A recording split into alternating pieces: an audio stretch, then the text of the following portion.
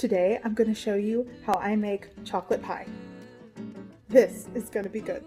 Okay, for the pie crust, I'm going to go over an older video, but it's the recipe. Here I'm starting with 2 cups of all-purpose flour. I'm going to add 1 teaspoon of salt into the mix and just combine well. This recipe is good for 2 pie crust, half it for 1. Here I'm adding 7 tablespoons of butter-flavored Crisco, 7 tablespoons of unsalted butter, and now I'm just going to combine with a dough cutter. Here I'll be adding 7 tablespoons of ice cold water. Cold butter, cold shortening or lard works well for this. Now I'm just going to use a butter knife to kind of combine it. I don't want to overmix the dough. And once it starts to mix and combine, I'm going to use my hand and kind of fold it in on itself to form a dough ball. Now that the dough ball is formed, I'm just going to put it in cling film and place it in the refrigerator to rest. Then what you can do is just half this and roll out 2 pie shells. Today, I'm going to make 1. Okay, so I have this rolled out. I showed you how to make the dough. Actually, this is like kind of falling apart. So I'm going to carefully, oops, it's okay. If it's imperfect, it's fine. Kind of roll it. And then, there we go. Whoops. So now I'm just going to place it into my pie dish here. So for the overhang, I just kind of, you can fold it under, and then once I fold all of it under, I'm going to go and kind of crimp it between my 2 knuckles and just press with my other finger and just kind of do that for the edges. And I'll just repeat the process all the way around. And this is just the way I like to make pie crust.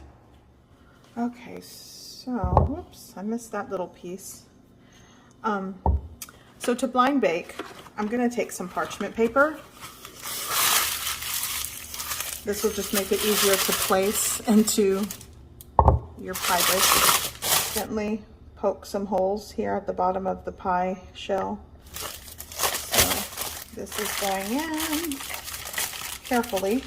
So I mark this for pie crust baking, and these are just beans, dry beans. They even sell pie weights that you can buy, the fancy ones, but I go with these beans. I'm going to blind bake this in a preheated oven at 425 degrees Fahrenheit for about 15 minutes.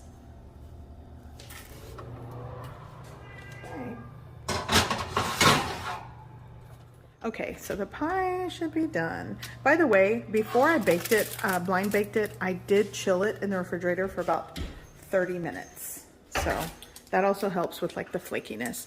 So I'm gonna let this hang out. I am going to remove this carefully, but this pie shell is done, and you just let it sit here and cool until you're ready to use it. Okay, so now let's make the star of the show here, the chocolate pie filling. It's going to be a half cup of this unsweetened cocoa powder. I'm also going to be using 2 cans of evaporated milk for this, a half teaspoon of salt.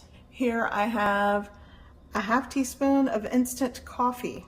I think it makes the chocolate taste more chocolatey. I'll say that's optional. Here I have azúcar morena. It's just has that brown tinge to it. The yolks of 4 large eggs, and cornstarch is going to go in this. I'm going to use a 1/4 cup of cornstarch. This is what's going to help thicken it when it all kind of simmers and cooks.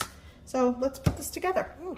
Okay, so now I'm going to separate my yolks and whites. I'm going to just carefully do this with my hands. And there we have a yolk going into the bowl. Let's do another one. There's probably better ways to do this. This is just my my way of doing it. Stuff off of it. That also, I kind of pinch it through my finger carefully. There we go.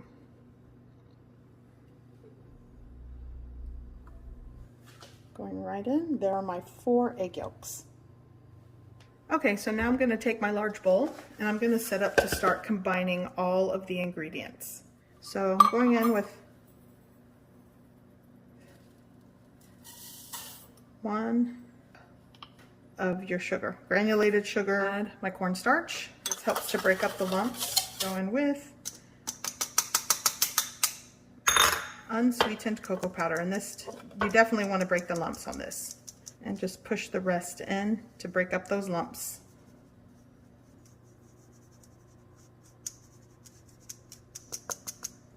Okay, so I got it all on my whisk. So mixing the dry ingredients like this really helps with the lump situation, and it'll yield a silkier chocolate filling. Now I'm going to go in with my 4 egg yolks, 2 12-ounce cans of evaporated milk. It's all going in one bowl, and I'm just going to combine and whisk this well. You could also do this with your electric mixer. That helps. So I've mixed this very well. And like I said, an electric mixer definitely works. So in a cold pan or a heavy bottom pot, I'm going with this pan. I'm going to add my mixture.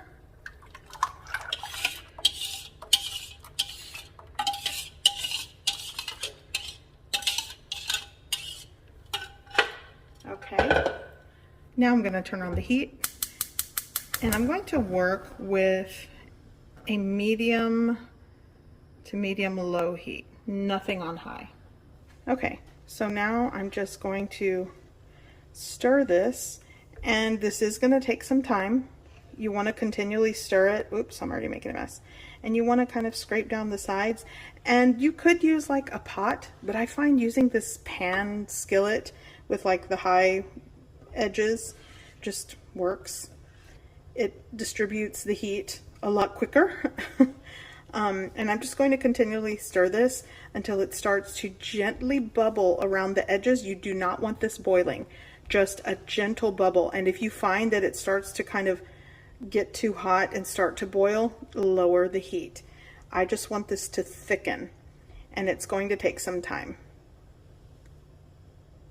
Okay, so my liquid filling is starting to warm through, and I told you that it was a ½ teaspoon. I'm actually going to go with a ¼ teaspoon of this. So it's already kind of getting to where it's warming, so I'm going to sprinkle in just a dash of my instant coffee. And like I said, people freak out with that. Okay, don't add it. It's optional, but I like the flavor that it gives the chocolate. So I'm just, again, oh, and I went with my little silicone whisk here, and I'm just going to continually whisk, stir, and just move this around until it starts to gently simmer. So I'm starting to see these little plop bubbles, like you see kind of how they pop right there. I'm gonna, once it gets to that point, I'm gonna let it continue cooking for like another 3 to 5 minutes, and it should be done. You can see already how it's thickened. It smells wonderful. And just that ¼ teaspoon of that instant coffee, just, so this is exactly where I want this. I'm gonna shut off the heat. So now we have 2 more ingredients to add to this. Let's see here. I'm going to add 6 tablespoons of unsalted butter. I'm going to mix that in, and I'm going to add in, I like 1½ to 2 teaspoons of vanilla extract. Yeah, let's go with 2 teaspoons. And you're just going to melt and mix that butter, the vanilla. The heat is shut off at this point. I'm just using residual heat from the burner and the pan, and just mix this until it's silky smooth, and then it's ready for the pie crust. Oh my gosh. As soon as the vanilla hit the filling, oh, it's amazing.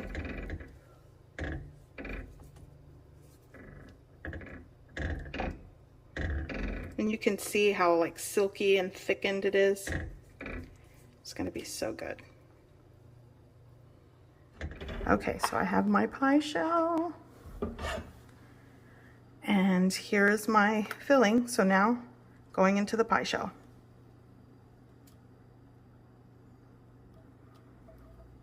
Oh, it's getting heavy.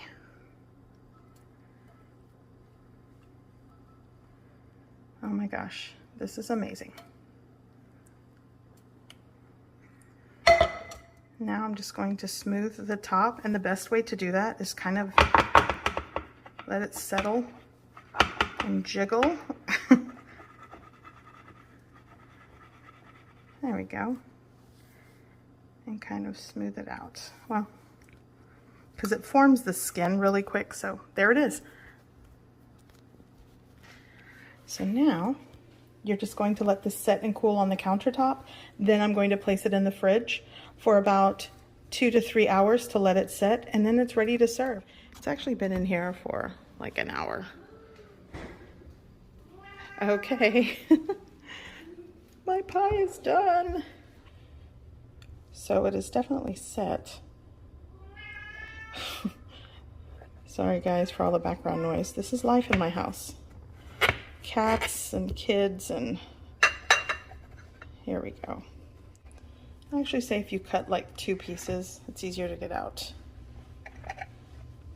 Make it a mess.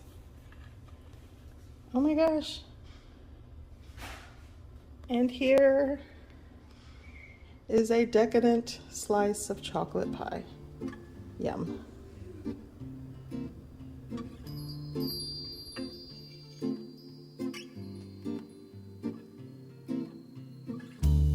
I hope you give this recipe a try. I hope you like it, and thanks for watching.